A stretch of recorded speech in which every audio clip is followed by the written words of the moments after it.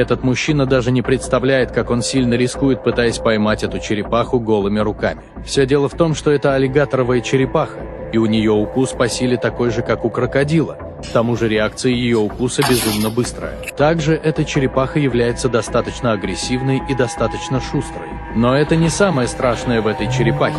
Самое страшное, как эта черепаха охотится на свою добычу. Эта черепаха просто застывает неподвижно на дне, открывает пасть и включает свою уникальную приманку. На языке начинает шевелиться нечто похожее на маленького розового червяка, а рыба, думая, что это еда, подплывает прямо к ней в пасть и за доли секунды просто исчезает. Но в этой черепахе есть еще более пугающие вещи.